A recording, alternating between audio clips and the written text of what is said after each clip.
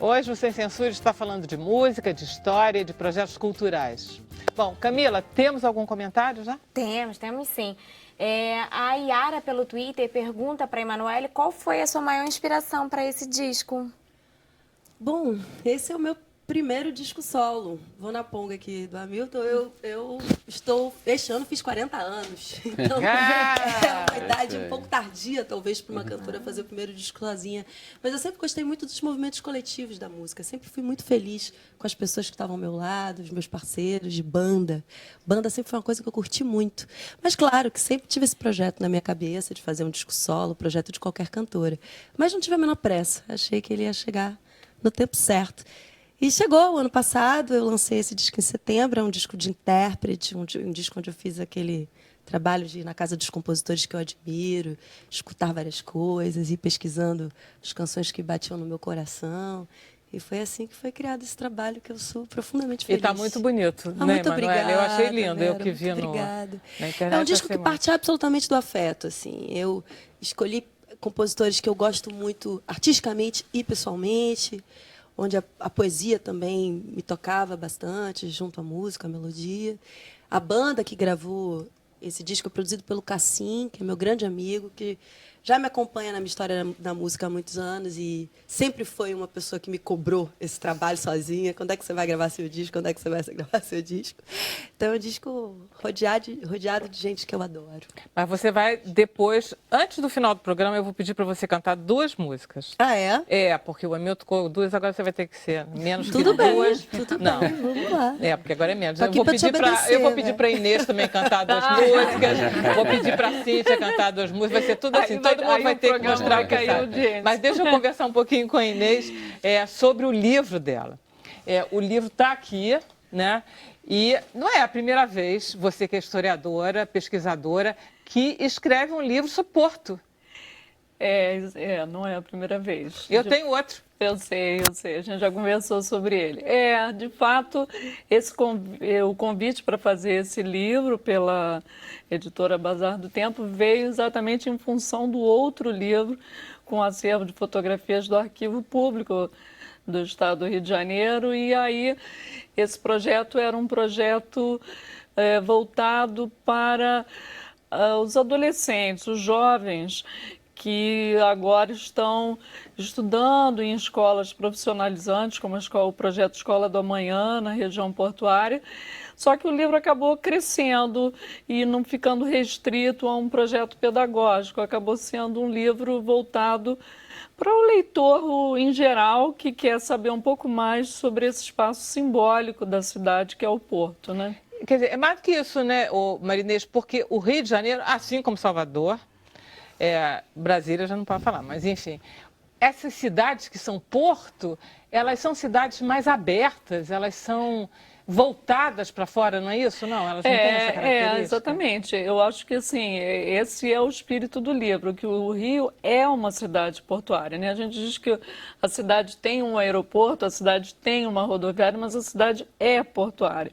A condição de cidade portuária está profundamente ligada, é profundamente marcante na identidade de um lugar, no caso de uma cidade, né? E o Porto, ele não foi ao longo dos 450 anos da história esse mesmo porto, né? A Baía de Guanabara era um porto de mar e que foi se convertendo em porto comercial, em porto estratégico para a coroa portuguesa, em porto comercial, em porto de escravos, e também em porta de entrada da cidade, cartão postal do Rio. Então, assim, a história do Porto atravessa a história da cidade e vice-versa. E a gente, de certa forma, é atravessado por essa história, né? Então, uma das imagens que eu gosto muito do livro, que a gente colocou logo na introdução, é um cartão postal, se você me permite dar uma... porque é muito simpático. Um postal que eu achei logo quando estava trabalhando no livro, não sei se dá para ver aqui. Não sei se dá. Emília, mas enfim, me ajuda aí. A senhora escreve assim: Dulce, logo que possa, aí irei passar-te e Qual é a página, Marinês? Porque aí eu ponho aqui. É a 13. Página 13, deixa eu ver. E a tua mamã, uma humilde visitinha. Sim. Beijos a Margarida Lili. Ah, tá aqui, ó. Por aqui, é um postal da Praça do Mercado, do Ancorador. É um pouco para a gente, eu acho que com essa imagem um pouco mostra como que um lugar, de certa forma, inóspito um pouco, aqui os barcos, uma coisa comercial, mas vira um espaço de memória, né, em que uma pessoa manda uma lembrancinha para outra.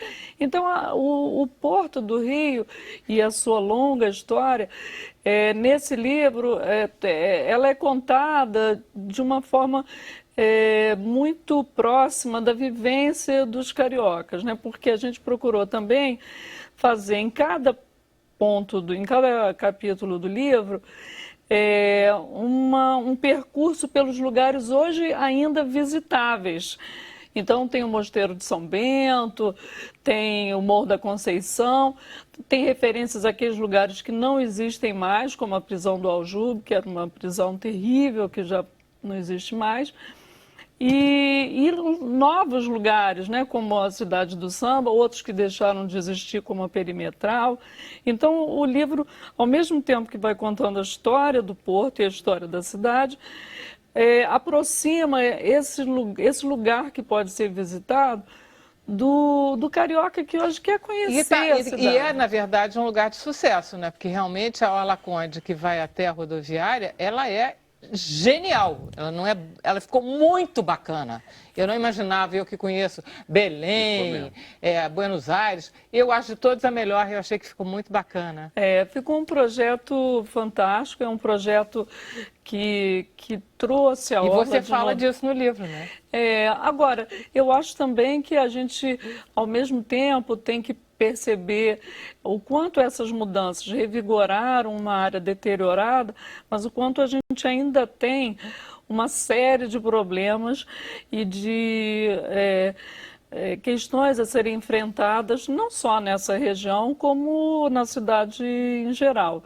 O livro também tem essa proposta de fazer o leitor pensar um pouco no direito à cidade e no que a gente quer para essa cidade, né? Porque as reformas não são só para maquiar, ou não deveriam ser apenas para maquiar a cidade, mas para dotá-la de boas... Que você diz, porque você mostra, tem muita iconografia, tem muita foto, muito desenho, muito são quadro, mais de 200 imagens. É muito bom de acompanhar, né? Aí tem uma coisa que você diz, porque você é toda teórica, você diz assim, o olhar é uma coisa teórica, quer dizer, você teoriza quando você vê, e uma foto, ela tem um conceito, então você tem que pensar na desigualdade que ela mostra também.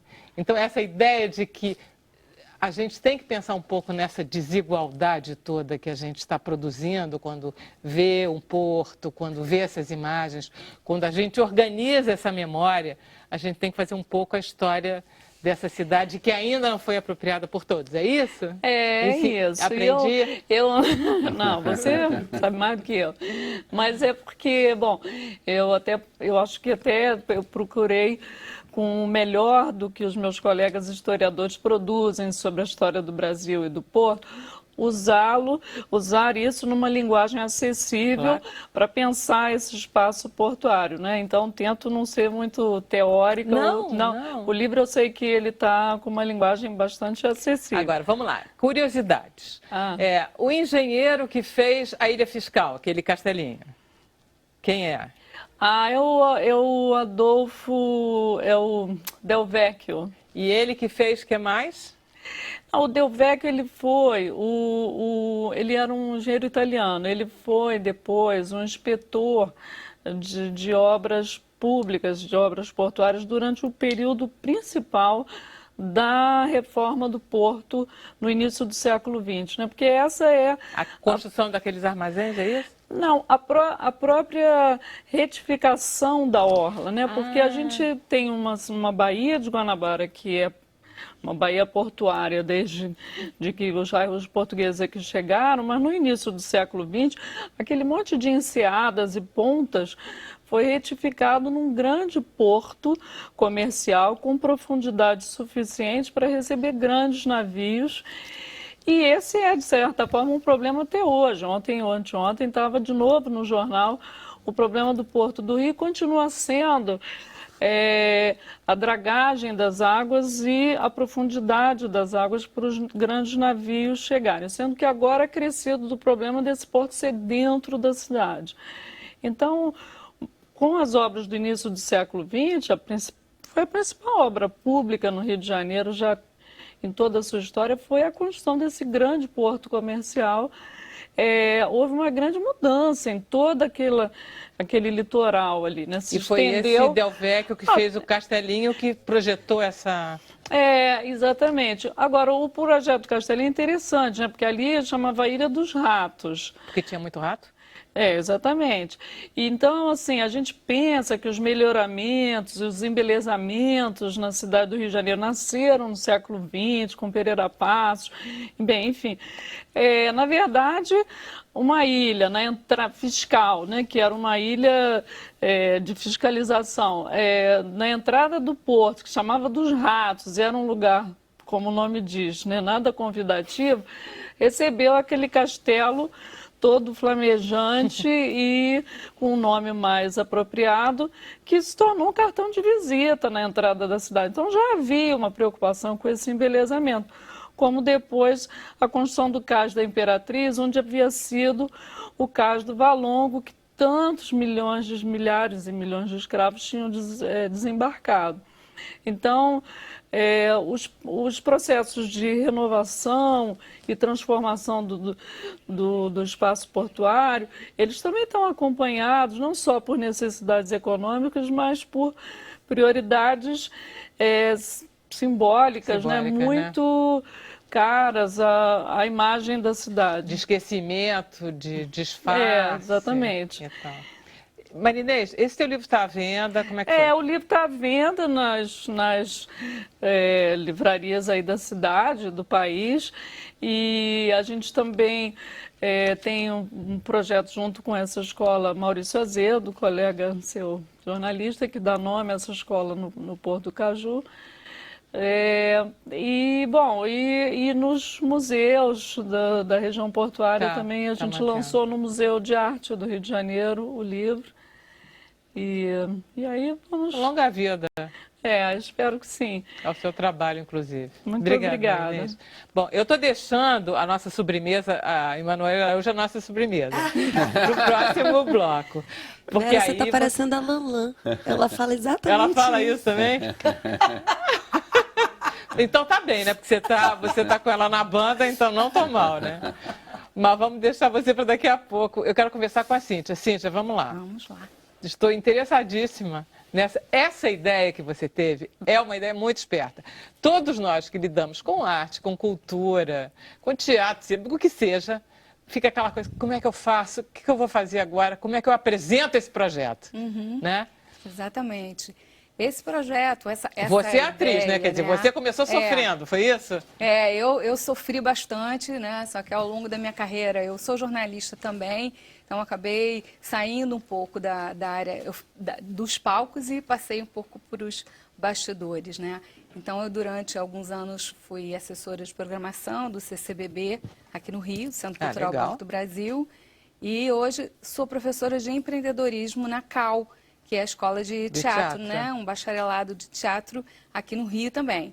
E aí, essa ideia que já vinha me acompanhando desde a época do CCBB, primeiro lá eu identificava uma dificuldade grande, eu quando recebia os projetos inscritos pela internet e a gente avaliava, né, como assessora técnica, a dificuldade que as pessoas têm de entender o que é uma justificativa, o que é a descrição do projeto, que é o objetivo. As pessoas tem uma compreensão, às vezes, até equivocada do que... patinavam, né? Patinavam. No material que a gente recebe, né, já identifica ali uma dificuldade mesmo de compreensão do que o edital propõe, no caso de patrocínio, né? Então, isso eu identificava também poucos projetos oriundos do Norte e do Nordeste, que são regiões que têm maior dificuldade de acesso a esse tipo de informação, de formação de produção cultural, né, que a Lei Rouanet, que semana passada se modificou, se propõe um pouco a corrigir essa distorção, né?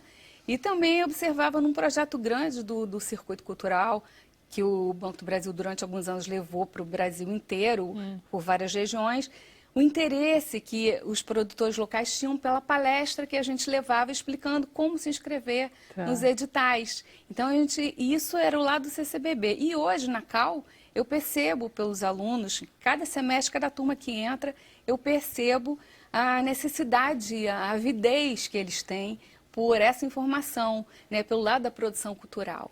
Então, esse curso que chama-se Tem uma Ideia, esse projeto, né, que ele vai ser em formato de oficina, chama-se Tem uma Ideia, como transformá-la, e agora? Como transformar em projeto e apresentar ao mercado? Ele vai ser ministrado por mim e por uma produtora cultural. Então, o participante da oficina vai poder ver os dois lados.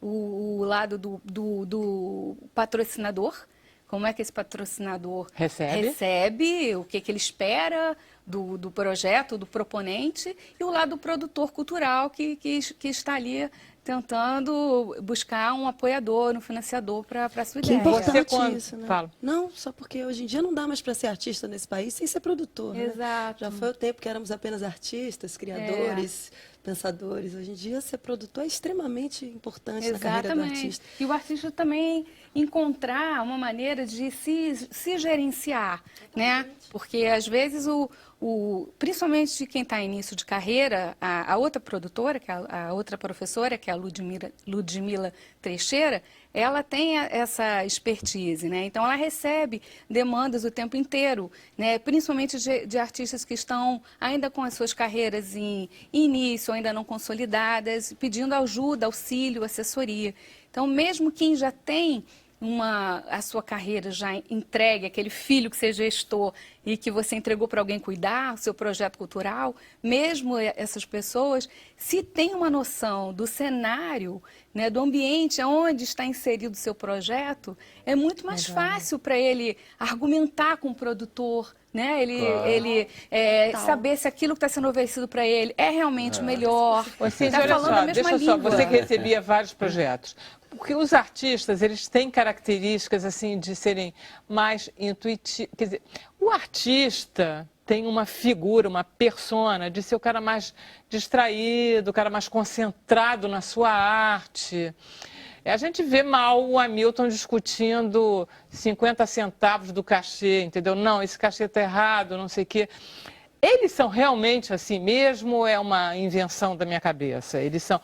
Tem artista mais... Eu acho que temos de tudo. Tem de tudo, né? Igualzinho o mundo, né? Qualquer profissão, tá. Mas os artistas hoje estão cada vez... É um preconceito no fundo, né? Estão cada vez mais conscientes disso, né? Tem um produtor cultural que fala, a lógica do Zeca Pagodinho, deixa a vida me levar. Eu não posso ficar esperando hoje, ficar à mercê dos editais, à mercê dos patrocínios, sem eu fazer nada por isso. Então, ele hoje tem essa consciência, né? Preciso me colocar, me produzir, entender como fazer isso. E desculpa me meter, mas acho que isso não é nenhuma questão só de escolha hoje em dia, Vera. Acho que o mercado hoje, diante do que está aí, dessa onda tridimensional que nós temos hoje, de internet, de possibilidades, eu acho que não dá mais, na verdade, para a gente só ficar na criação. Claro que esse é o ponto mais importante.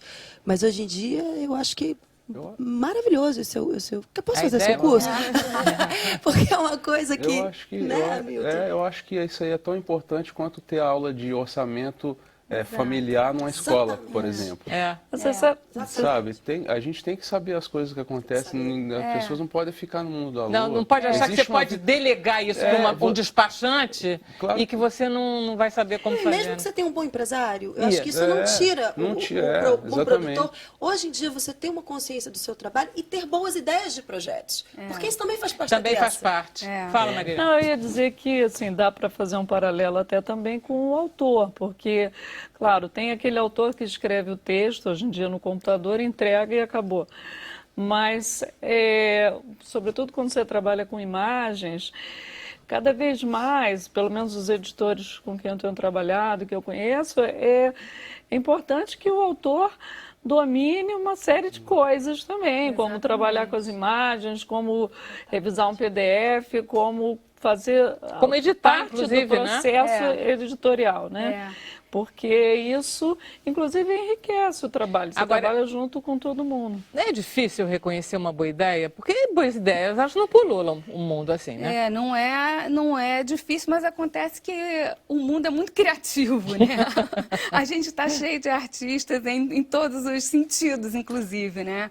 Então, a Ludmilla, inclusive, é uma das demandas que ela percebeu, né? É isso também. Tem muita boa ideia, muita gente bacana. O Brasil é um país de uma diversidade cultural enorme, né? E, aliás, esse projeto, ele tem o desejo, ele vai começar aqui no Rio, porque é a nossa raiz cultural. A minha e a da Ludmilla. Ludmilla também é produtora em Portugal.